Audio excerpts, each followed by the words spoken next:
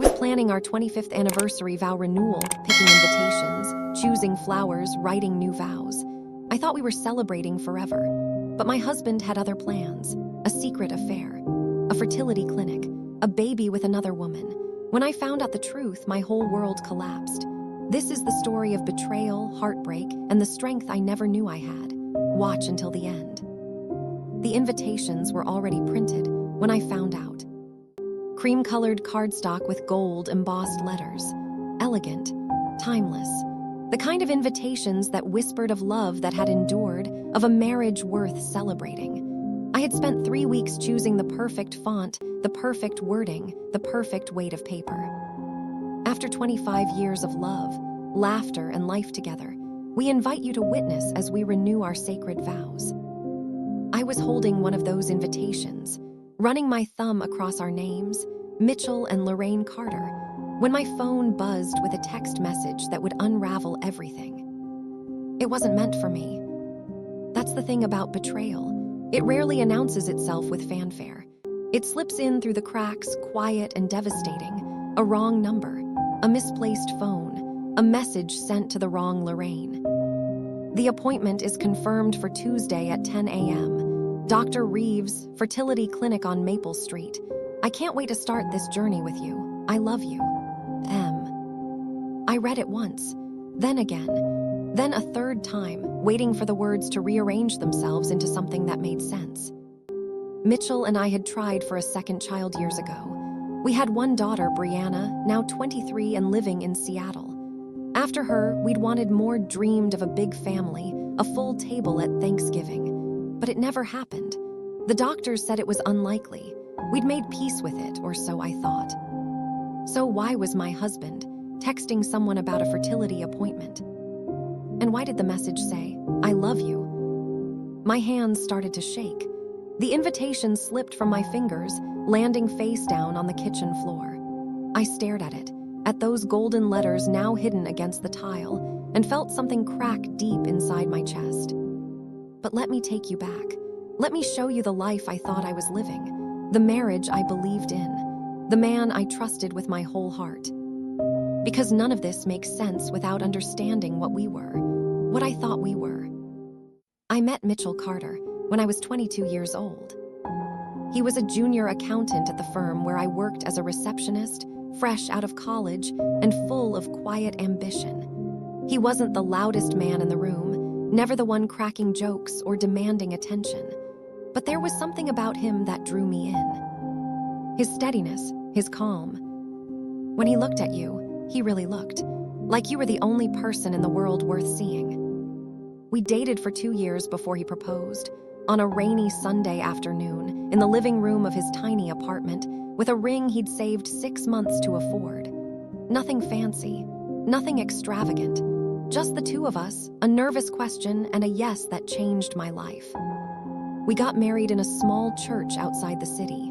My mother cried. His father clapped him on the back and said, "You got yourself a good one, son." And I believed with every fiber of my being that I had found my person.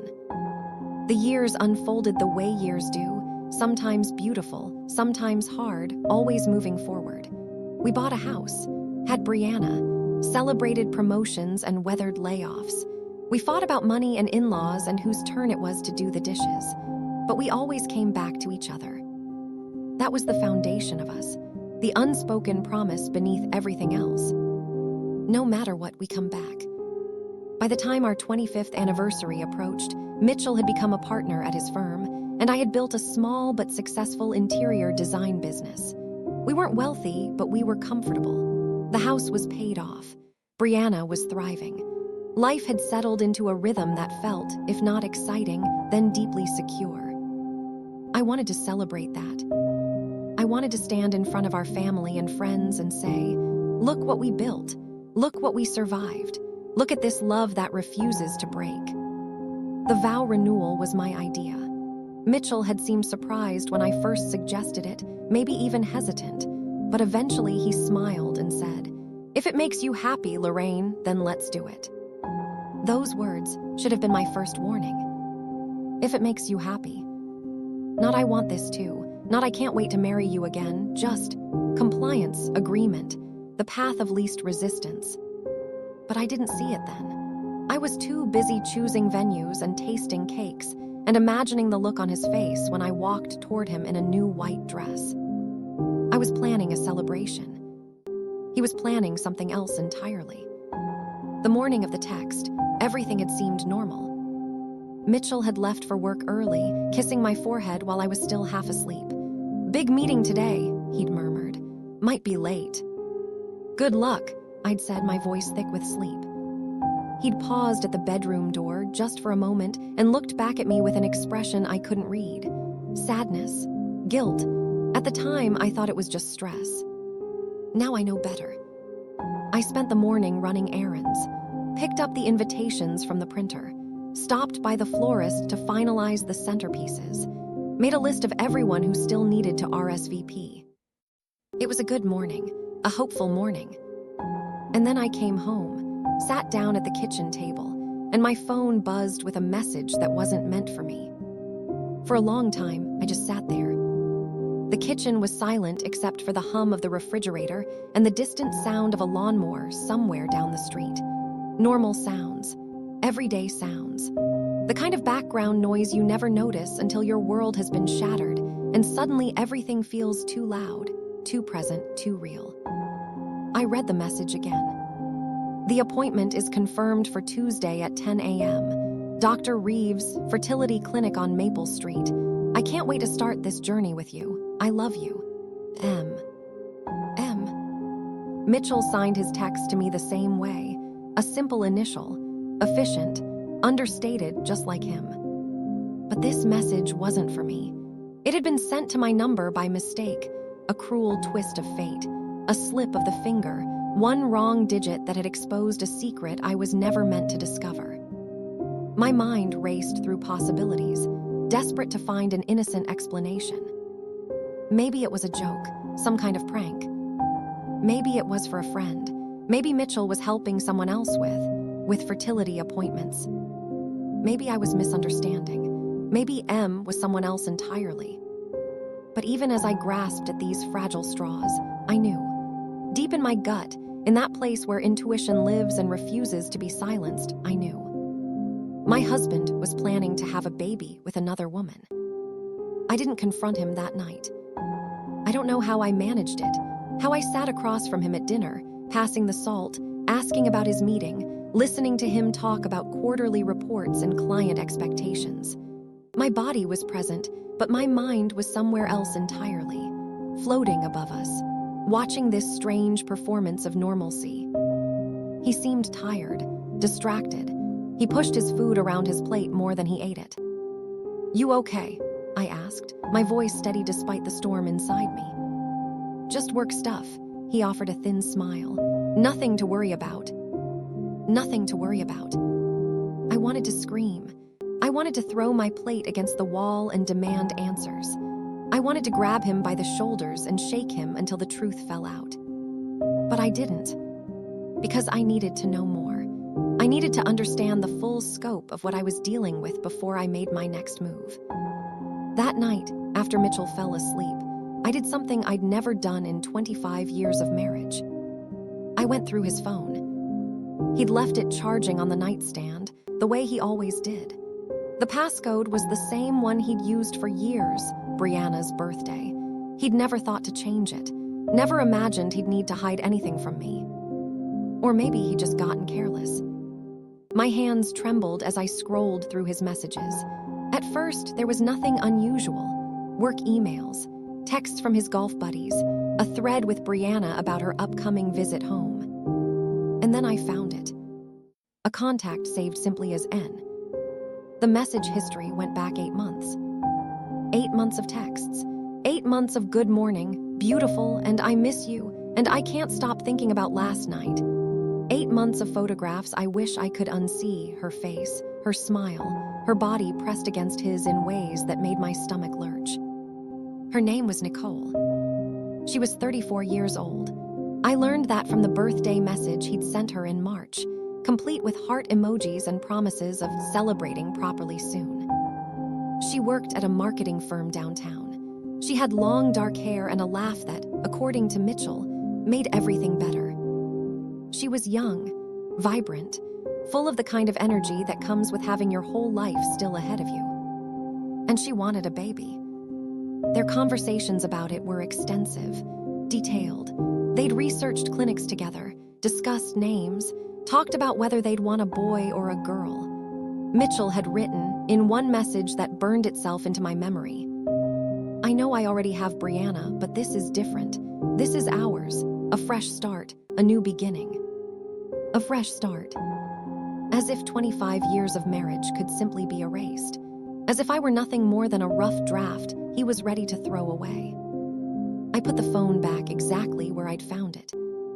Then I went to the bathroom, closed the door, and cried so hard I thought my ribs might crack. I pressed a towel against my face to muffle the sound, terrified he might wake up and find me like this. I wasn't ready for him to know, wasn't ready for the confrontation that would inevitably follow. Because I still didn't have the full picture. I knew about Nicole, I knew about the baby, but I didn't know how far this had gone. Was he planning to leave me? Was the vow renewal just a cover, a way to keep me distracted while he built his new life? Or was he hopping to have it all? A wife at home and a mistress with a child, two separate worlds that would never collide. I needed answers. And I knew exactly where to start looking. The next morning, I called in sick to work. I never did that. In 15 years of running my own business, I'd missed maybe a handful of days. My clients joked that I was more reliable than the Postal Service. But that morning, I couldn't imagine sitting in someone's living room, discussing throw pillows and paint swatches, while my entire life crumbled around me.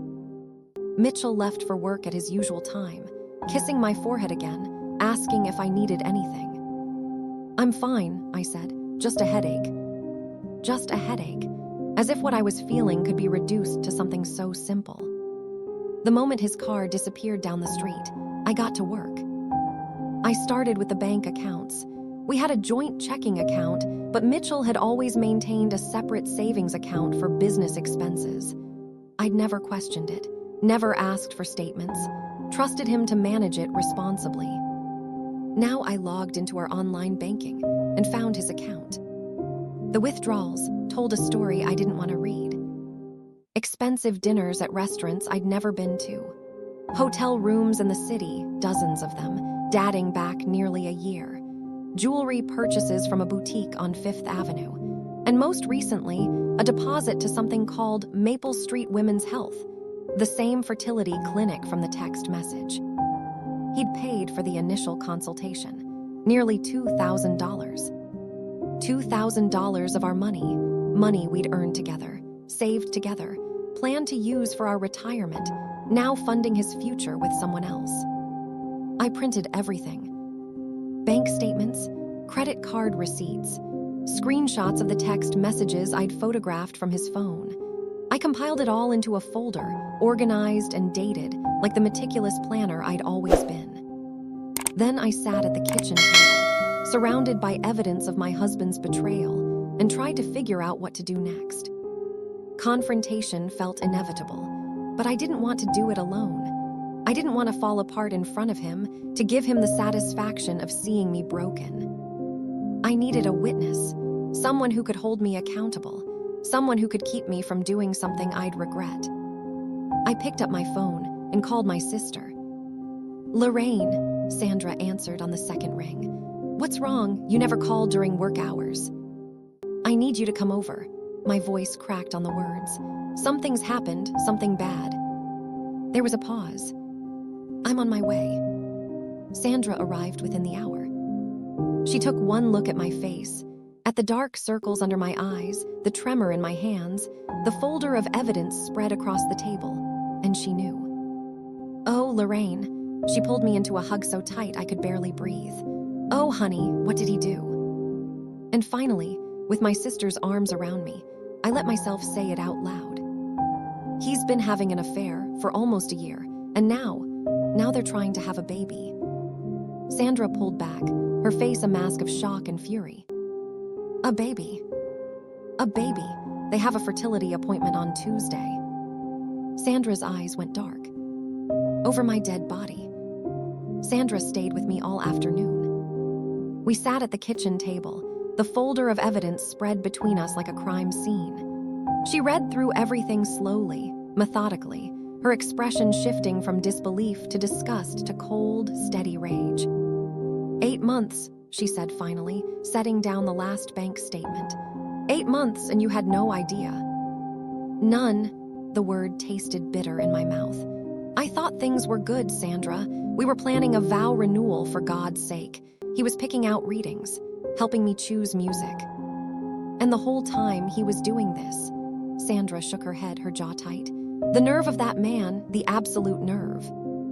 I stared at the photograph I'd taken of Nicole's contact page in Mitchell's phone. Her profile picture smiled back at me, a casual selfie, sun in her hair, the kind of effortless beauty that made me feel old and invisible. She's 34, I said quietly. Younger than Brianna would be if she'd been born just 10 years earlier. Age has nothing to do with this. This isn't about you not being young enough, Lorraine. This is about Mitchell being a coward. A selfish, lying coward who wanted to have his cake and eat it too. But why? The question I'd been asking myself for hours finally spilled out.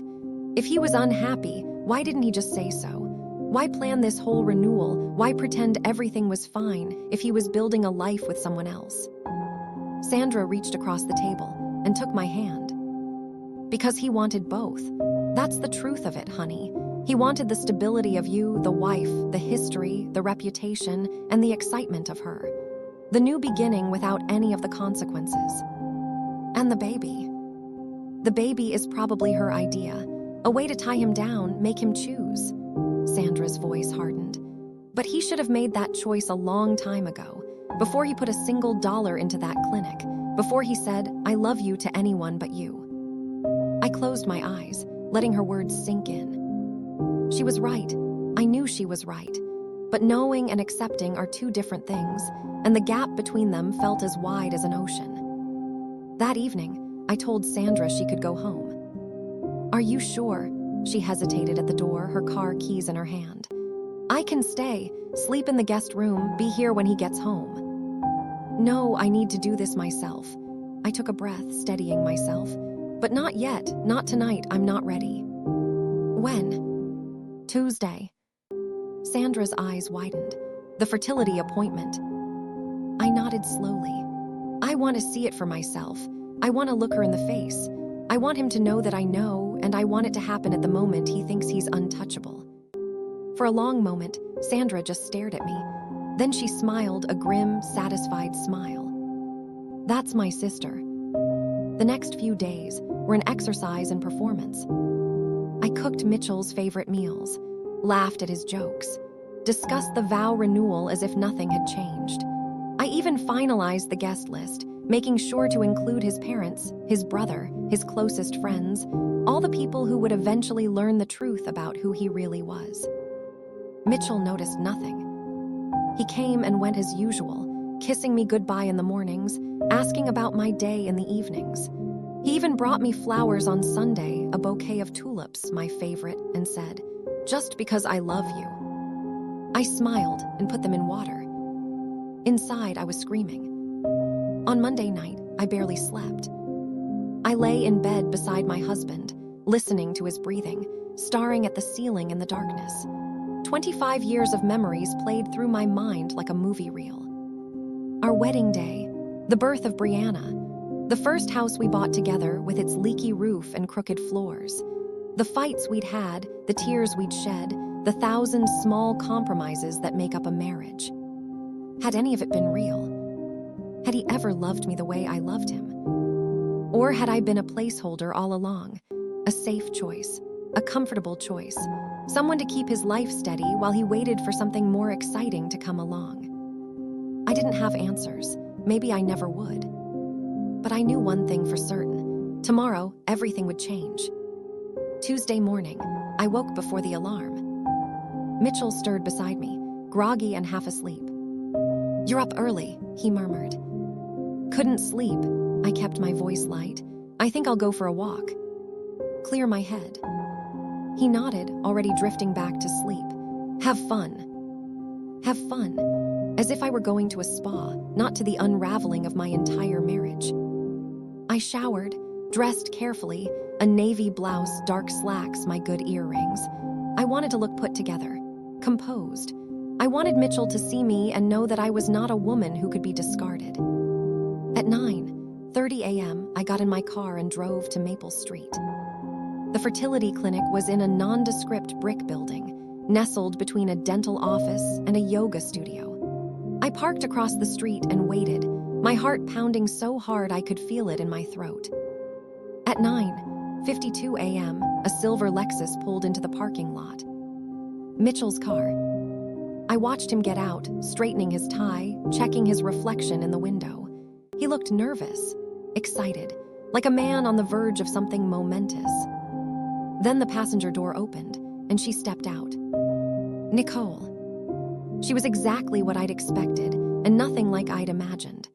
Tall and slender, with dark hair that fell past her shoulders in loose waves. She wore a cream-colored dress and heels that clicked against the pavement as she walked. She looked happy, radiant. She had no idea I existed. I watched as Mitchell took her hand, as they walked toward the entrance together, as he held the door open for her with the same courteous gesture he'd used on me for 25 years. And something inside me hardened. I didn't confront them in the parking lot. That would have been too easy, too chaotic, too easily dismissed as a jealous wife making a scene. Instead, I waited. I sat in my car for the full hour of their appointment, my hands gripping the steering wheel, my mind running through every possible scenario. When they finally emerged, laughing, holding hands, looking like a couple without a care in the world, I took a breath and stepped out of my car. I walked toward them slowly, deliberately. Mitchell saw me first. The color drained from his face so fast it was almost comical. He stopped mid-stride, his hand dropping from Nicole's grip like he'd been burned. Lorraine, his voice was barely a whisper. What? What are you doing here? I ignored him. My eyes were fixed on Nicole. She was staring at me with confusion, her brow furrowed. She didn't understand. She hadn't pieced it together yet. I'm Lorraine, I said, my voice calm and steady. Mitchell's wife. We've been married for 25 years. Nicole's face went pale. Wife, she turned to Mitchell, her voice rising. You said you were divorced. You said the divorce was finalized last year. My heart stuttered. Divorced. I looked at Mitchell, at his panicked eyes, at the sweat beading on his forehead. You told her we were divorced. He opened his mouth, closed it. No sound came out. Mitchell, Nicole's voice was shaking now. Tell me she's lying. Tell me this isn't happening. But Mitchell couldn't tell her anything, because there was nothing left to say. The silence that followed was suffocating. We stood there in the parking lot, three people frozen in a moment that would define the rest of our lives. The morning sun beat down on us, indifferent to the destruction unfolding on that patch of asphalt. Nicole broke first. You told me you were divorced. Her voice cracked, tears streaming down her cheeks. You showed me papers. You said she was out of your life, you said. Papers? I turned to Mitchell, my voice dangerously quiet. What papers? He couldn't meet my eyes. His gaze darted between us, a cornered animal searching for escape. His mouth opened and closed like a fish gasping for air.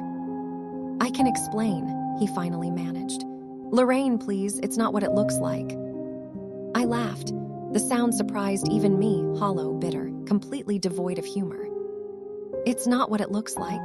I'm standing in front of a fertility clinic where you just finished planning a baby with your 34-year-old mistress, and it's not what it looks like. Baby, Nicole's voice rose to a shriek. You told me we were starting a family. You told me we were building a future, and you're still married.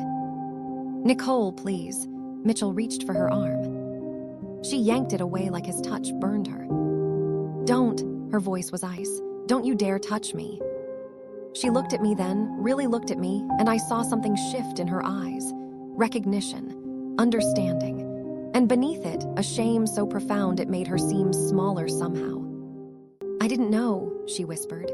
I swear to God, I didn't know. He told me his divorce was final. He showed me documents. I thought I was the one, the only one. I studied her face, searching for deception, for manipulation, for some sign that she was complicit in this nightmare.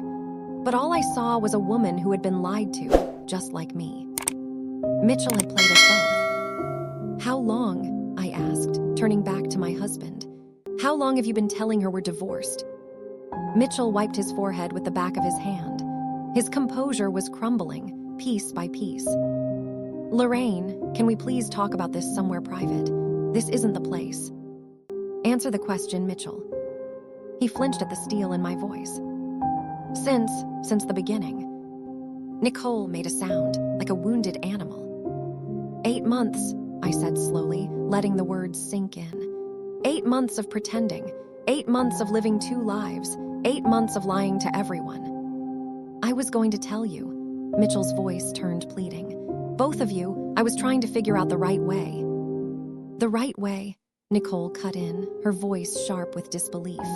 The right way to tell your wife about me, or the right way to tell me about her? This is complicated. No, I held up my hand, stopping him mid-sentence. It's not complicated at all. It's actually very simple. You're a liar, a cheat, and a coward. Mitchell's face crumpled. Lorraine, please. 25 years. We have 25 years together. Doesn't that mean anything? It meant everything to me. My voice broke on the last word, the first crack in my armor. You were my husband, my partner, the father of my child. And while I was planning our vow renewal, while I was picking out invitations and writing vows that talked about forever, you were planning a baby with someone else. He had no response. There was none to give. Nicole spoke next, her voice small and tired. What about the papers? The divorce papers you showed me? Mitchell closed his eyes. They were fake. The words hung in the air like smoke. Fake, Nicole pressed. You forged divorce papers. I found a template online, changed the names, made it look official.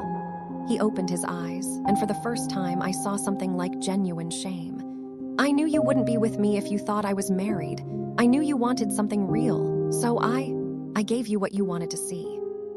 What I wanted to see, Nicole's voice rose again. I wanted the truth. I wanted a man who loved me enough not to lie about his entire life. I do love you. Don't, she stepped back, putting distance between them. Don't you dare say that to me right now. She turned to me, her eyes wet with tears. I'm so sorry. I know that doesn't mean anything. I know it doesn't fix what happened. But I need you to know I would never have done this if I'd known. Never. I looked at her, this woman I'd spent days hatting, imagining as a villain, a home wrecker, a predator who had stolen my husband. And I realized she wasn't any of those things. She was a victim, just like me. Mitchell was the only villain in this story. Go home, Nicole. My voice was gentler than I expected. This isn't your mess to clean up. She hesitated, glancing at Mitchell with a mixture of disgust and grief.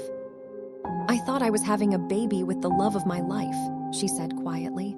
I thought I was starting a family, and now. She didn't finish the sentence. She didn't have to. Without another word, she turned and walked back to the Lexus. Not Mitchell's car, I realized now, but hers. She climbed in, started the engine, and pulled out of the parking lot without looking back. And then there were two. Mitchell and I stood facing each other in the empty parking lot, 25 years of marriage stretching between us like a battlefield. Lorraine, his voice was ragged. Please, let me explain. Let me try to make this right. Make this right? I shook my head slowly. You can't make this right, Mitchell. You can't unlie. You can't unbetray. You can't give me back the year I spent trusting you while you were building a life with someone else. I made a mistake. A mistake is forgetting to pick up milk.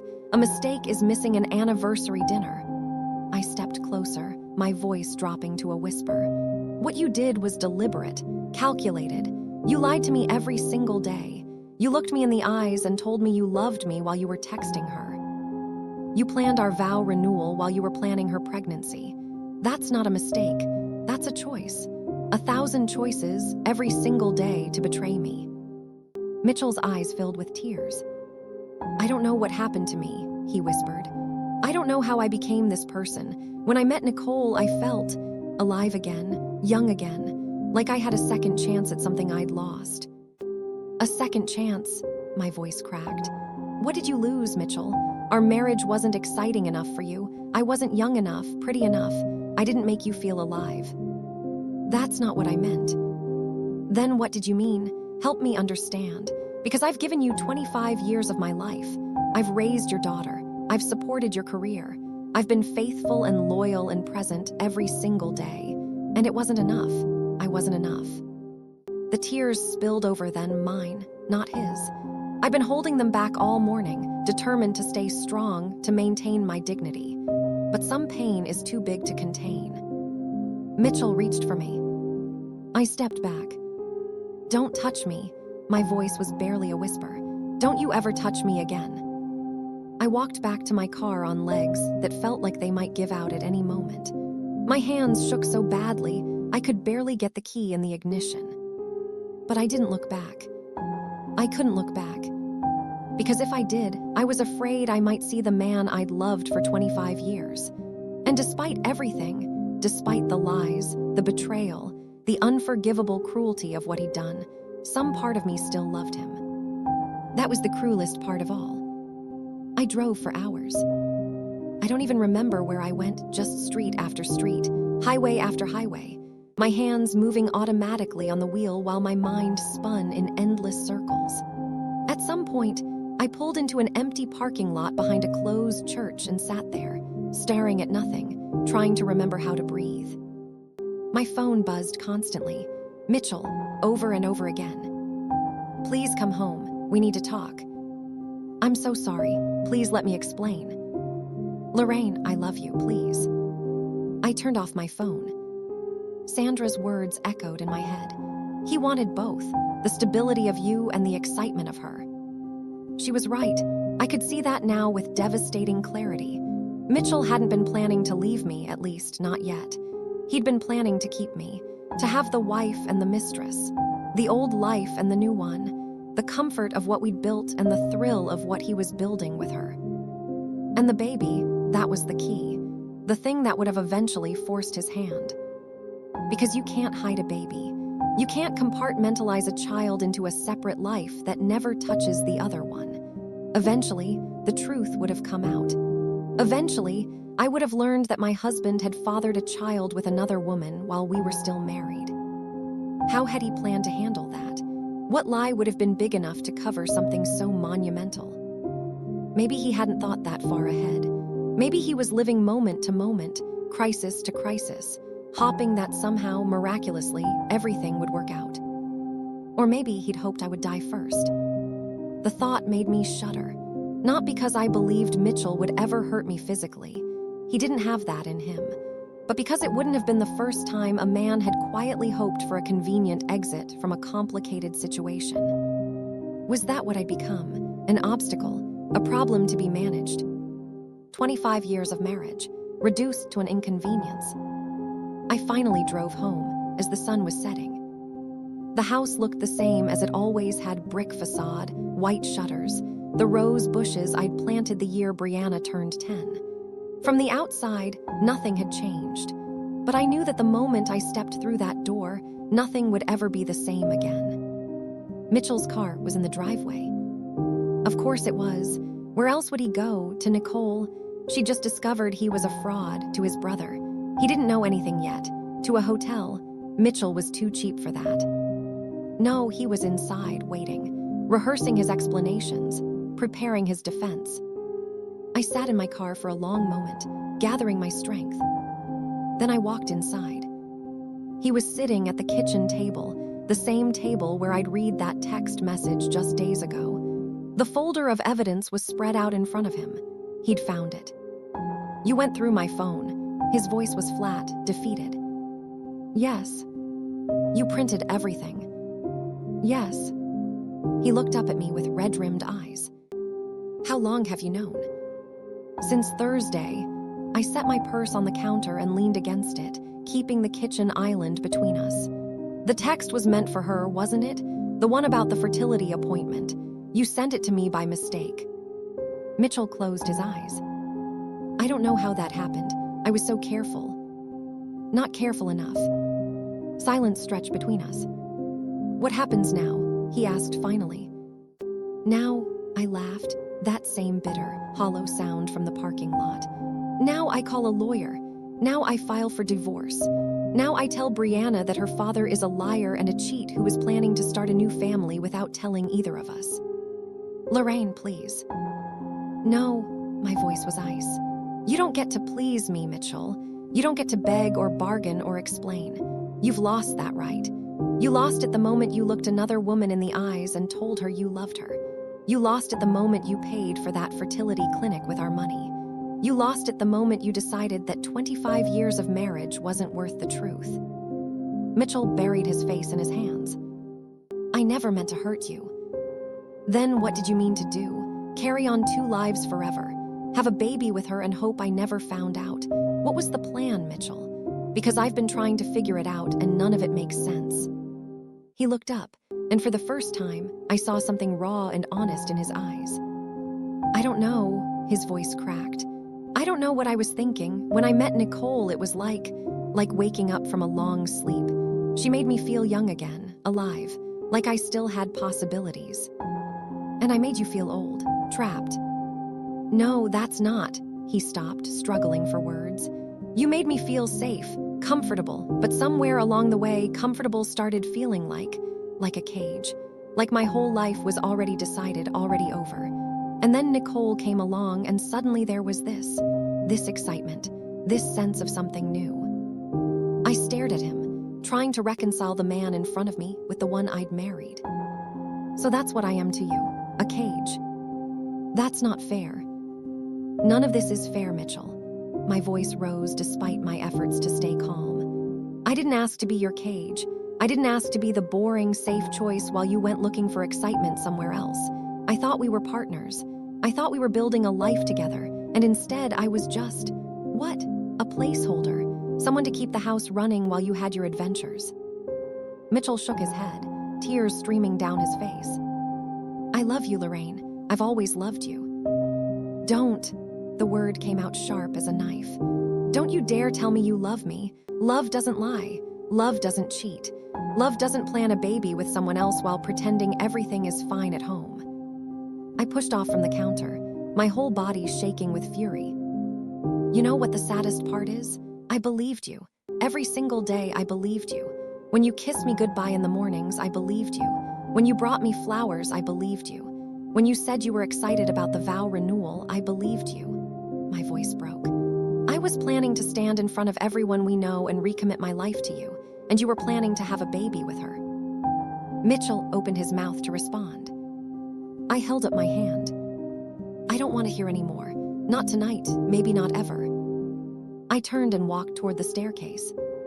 "Where are you going?" His voice was small, frightened. "To the guest room. You can sleep in our bed. I don't want it anymore." I paused at the bottom of the stairs and looked back at him one last time. "Monday morning, I'm calling a lawyer. I'd suggest you do the same." That night, I lay in the guest room bed, staring at the ceiling, unable to sleep. The house was silent. Mitchell had retreated somewhere, the living room, maybe, or the basement. It didn't matter. He could have been on the moon for all I cared. I thought about Brianna, about how I would tell her, what words I would use to explain that her father, the man she adored, the man who had walked her down the aisle at her college graduation, the man who still called her princess, even at 23, was not who she thought he was. I thought about the vow renewal, about the invitations still sitting in their boxes, the venue we'd booked, the dress I'd been planning to buy. All of it meaningless now, all of it a lie I'd been telling myself. And I thought about the years ahead, the life I would have to rebuild from the ashes of the one I'd believed in. It felt impossible, overwhelming, like standing at the base of a mountain with no idea how to climb. But somewhere, deep beneath the grief and the rage, there was something else. A spark, small but stubborn, the beginning of something new. The next morning, I woke before dawn. My body was exhausted, but my mind refused to rest. I'd slept in fragments, an hour here, 20 minutes there, each time waking with the same crushing weight on my chest, the same terrible knowledge that my life had been shattered. I lay in the unfamiliar guest room bed, listening to the birds beginning their morning songs outside the window. Such ordinary sounds, such a normal beginning to a day that was anything but. Downstairs, I heard movement. Mitchell was awake too. Part of me wanted to stay in this room forever, to hide from the reality waiting beyond the door. But hiding had never been my way. I'd spent my whole life facing things head-on, solving problems, pushing through. This would be no different. I showered, dressed, applied makeup with careful precision, covering the dark circles under my eyes, the puffiness from hours of crying. When I looked in the mirror, I saw a woman who appeared composed, put together, strong. The reflection was a lie, but it was a useful one. Mitchell was in the kitchen when I came downstairs. He looked terrible, unshaven, rumpled, like he hadn't slept at all. He was standing by the coffee maker, staring at it as if he'd forgotten how it worked. "Lorraine," his voice was hoarse, "can we please talk?" "There's nothing to talk about." "There's everything to talk about. 25 years. You don't get to use our 25 years as a bargaining chip, Mitchell." I poured myself a cup of coffee, keeping my movements deliberate, controlled. "You're the one who threw them away, not me." He sank into a chair, his head in his hands. "I know I messed up. I know I destroyed everything. But please, please don't shut me out. Let me at least try to explain." "Explain what?" I turned to face him, my coffee cup clutched like a shield. "Explain how you fell in love with someone else. Explain how you forged divorce papers to trick her into thinking you were available. Explain how you were planning to father a child while you were still married to me." I wasn't thinking clearly. "You were thinking perfectly clearly. That's what makes this so unforgivable." I set down my cup, my hands trembling with the effort of staying calm. "Every step of this took planning, deliberate, careful planning. You didn't stumble into an affair. You constructed one. You built a whole separate life, complete with fake documents and fertility appointments and promises of a future." Mitchell looked up at me, his eyes hollow. "I don't know who I am anymore." "Neither do I, and that's the problem." I spent the morning making phone calls. The first was to Sandra. "It's done," I said when she answered. "He knows I know it's over." "How are you holding up?" "I'm not, but I will." I took a breath. "I need the name of your divorce lawyer, the good one." Sandra gave me the information without hesitation. Then she said, "What about Brianna?" My stomach clenched. "I'll call her today. She deserves to hear this from me, not through the grapevine." "Do you want me to be there when you tell her?" "No, this is something I have to do myself." Calling my daughter was the hardest thing I've ever done. Harder than confronting Mitchell. Harder than standing in that parking lot, watching my marriage crumble. Because Brianna didn't just lose a father's fidelity that day, she lost her image of who her father was. And that's a grief no one should have to carry. She answered on the third ring, her voice bright and unsuspecting. "Hey, Mom, I was just thinking about you. Have you finalized the menu for the Vow Renewal? I was thinking maybe we could do a tasting when I come home next month." "Brianna," my voice stopped her mid-sentence. "Sweetheart, I need to tell you something." Silence. "Mom, what's wrong? Is Dad okay?" "Your father is fine. Physically, he's fine." I closed my eyes, praying for strength. "But something's happened, something serious, and I need you to hear it from me before you hear it from anyone else." I told her everything. Not the graphic details, she didn't need those, but the essential truth. Her father's affair, the other woman, the fertility clinic, the fake divorce papers. By the end, she was crying. "How could he do this?" Her voice was raw with disbelief. "How could he do this to you, to us?" "I don't know, sweetheart. I've been asking myself the same question. I can't even process this. Dad, my dad, he's been having an affair for almost a year." "Yes." "And he was going to have a baby with her." "Yes." A sob escaped her throat. Mom, I'm so sorry. I'm so sorry.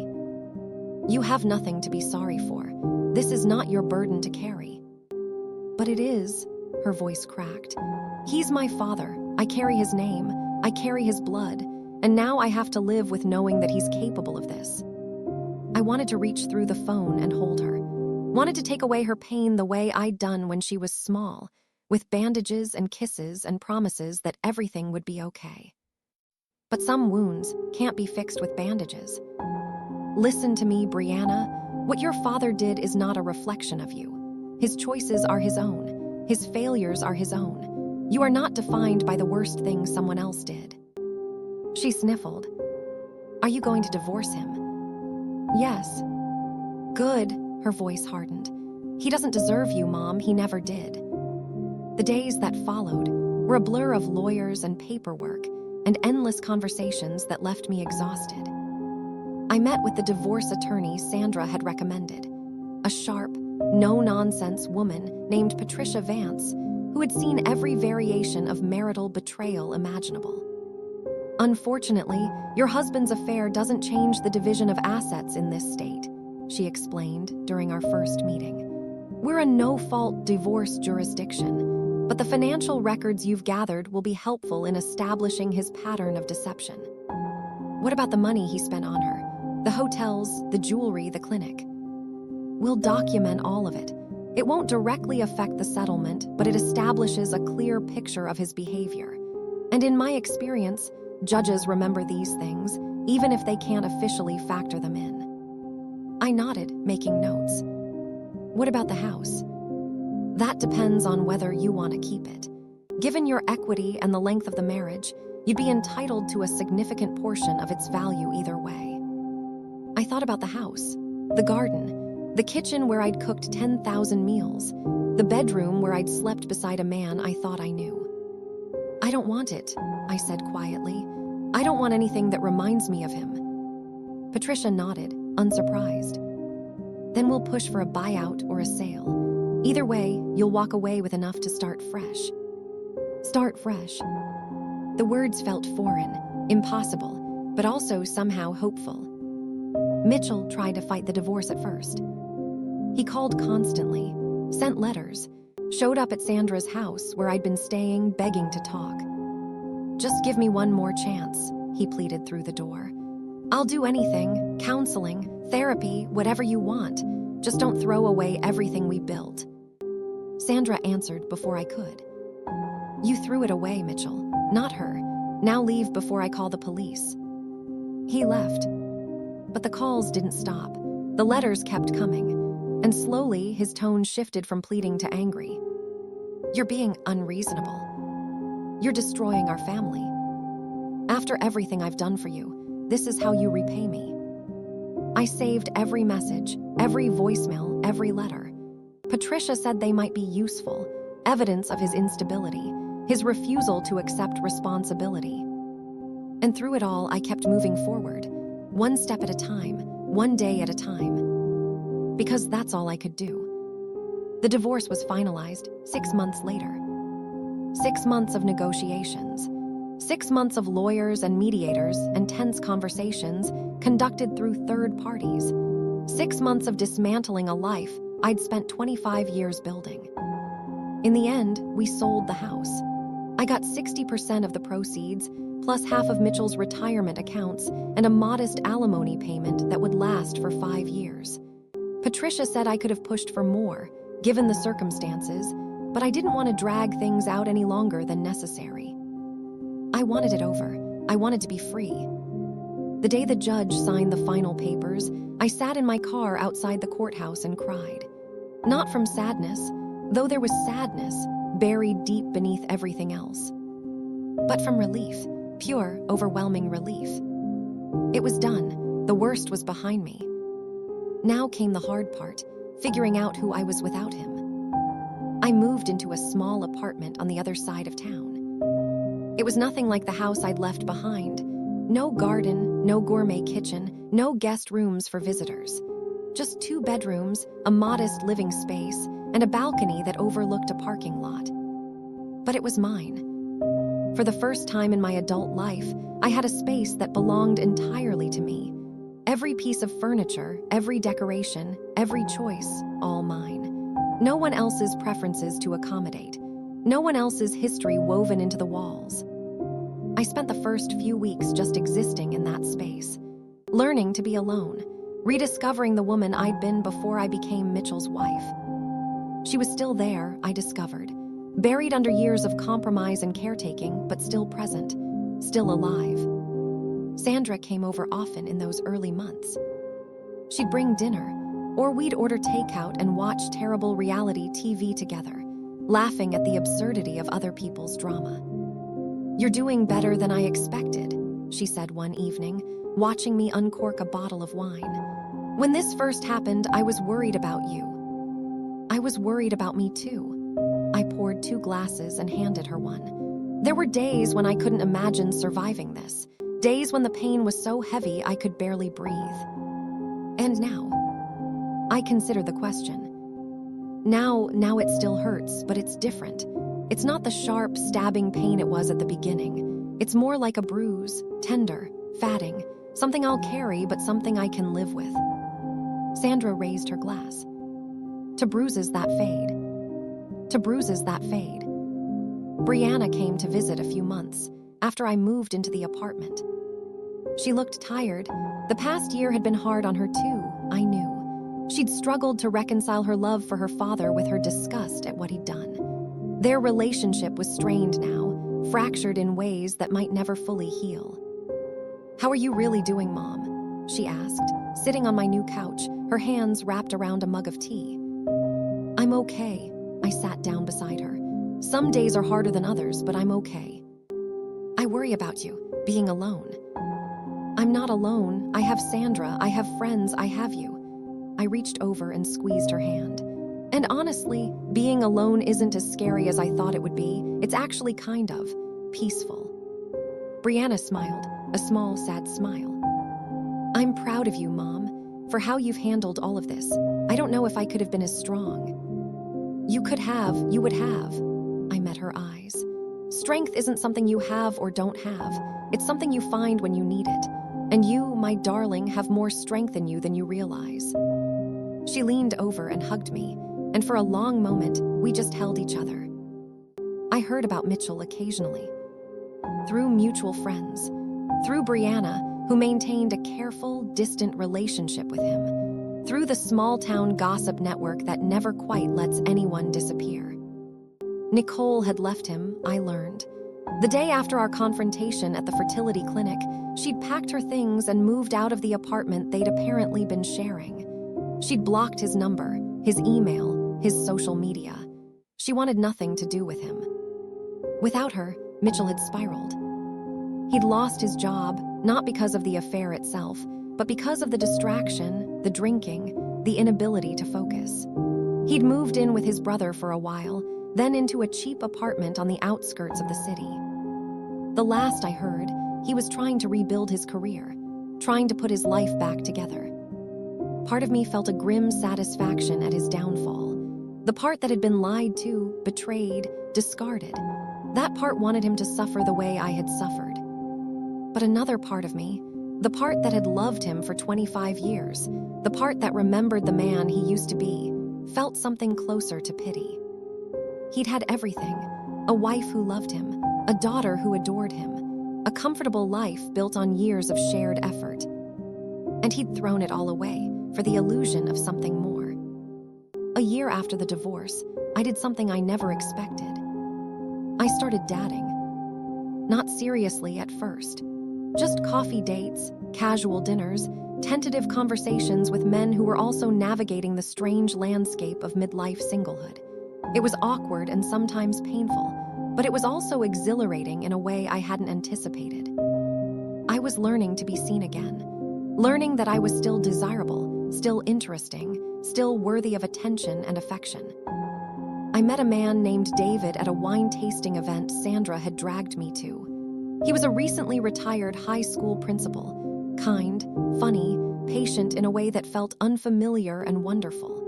We talked for hours that first night, and by the end, I felt something I hadn't felt in years. Hope. We took things slowly.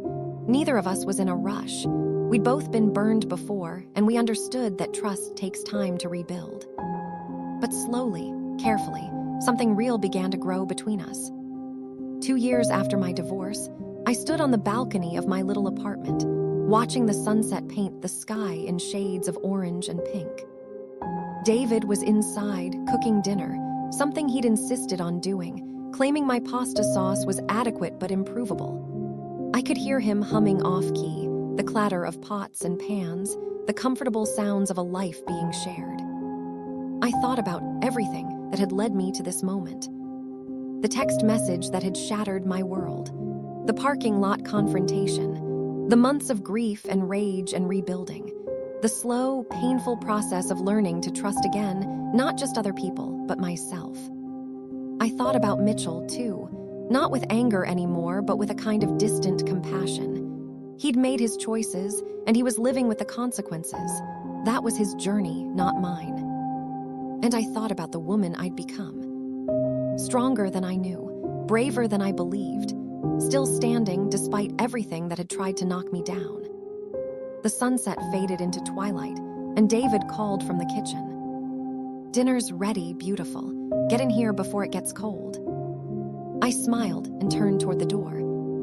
Toward the warmth, toward the light, toward the life I'd never imagined but had somehow found. I'm 61 years old now. 4 years have passed since that terrible morning, when a misdirected text message changed everything I thought I knew about my life. 4 years of healing, growing, learning, and becoming someone I never expected to be. David and I got married last spring. A small ceremony, just family and close friends, in a garden overlooking the ocean. I wore a simple ivory dress, and when I walked toward him, I felt something I hadn't felt in decades. Joy, pure, uncomplicated joy. Brianna stood beside me as my maid of honor. She's doing well now, thriving, really. She's made peace with what happened, though her relationship with her father remains complicated. Some wounds heal clean and some leave scars. That's just the truth of it. Mitchell sent a card after the wedding. A brief congratulations, nothing more. I didn't respond, but I didn't throw it away either. I tucked it in a drawer somewhere, a relic of a life that used to be mine. I don't hate him anymore. Hate takes too much energy, and I've learned to spend mine on things that matter. But I don't forgive him either, at least, not in the way people usually mean. I've accepted what happened. I've released the anger, but forgiveness implies that what he did was somehow excusable, and it wasn't. Some things can be understood without being forgiven. I think often about the woman I was before all of this. The woman who trusted blindly. The woman who believed that love was enough to protect her from betrayal.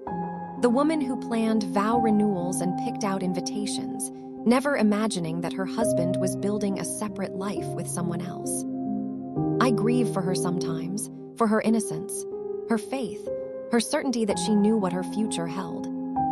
But I'm also grateful for her, because she survived. She kept going even when the ground crumbled beneath her feet.